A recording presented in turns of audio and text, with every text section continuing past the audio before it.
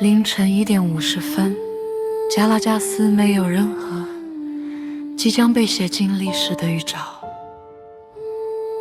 这座城市早已习惯不稳定的夜晚，停电、警笛，还有远方说不清来源的声音。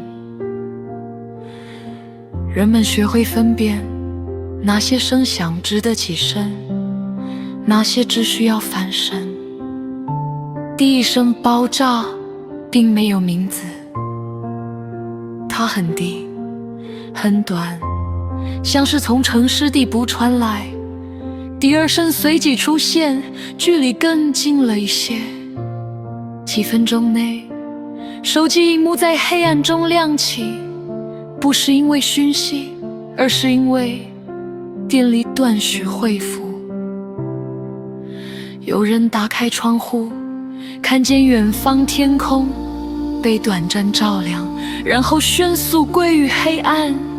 当直升机的声音变得清楚时，时间来到凌晨1点58分。那不是城市熟悉的声音，高度太低，节奏太稳，没有任何事情。在那一刻，加拉加斯人不知道自己即将成为全球新闻里的一个地名。爆炸之后，城市并没有立刻醒来。有些街区停电，有些街区还亮着灯。网路断续续，讯息来得比确认更快。没有人知道发生了什么，但很多人知道事情不寻常。街道依然安静，没有警报，没有广播通知，只有偶尔传来的低频声音，提醒人们这不是错觉。清晨还没到，但夜晚已经改变。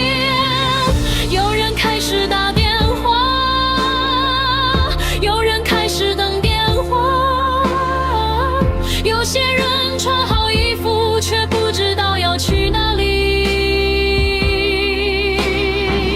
城市正在等待第一个被允许说出口的句子，但那个句子还没有出现。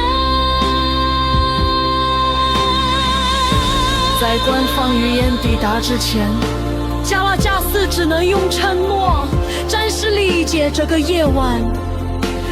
当人被带走之后，城市留下来的不是答案，而是空白。权力从来不只是人，但它总是依附在人身上。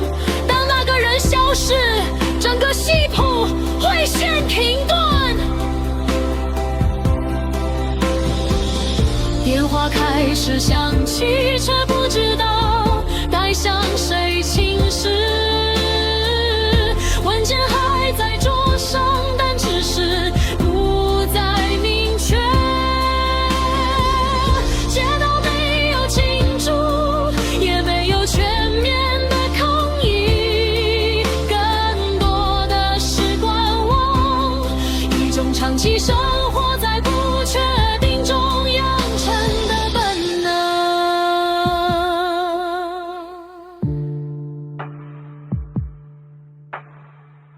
人们开始意识到，事情已经发生，但它还没有被定义。在人被带走之后，真正被留下来的是一段必须等待语言追上的时间。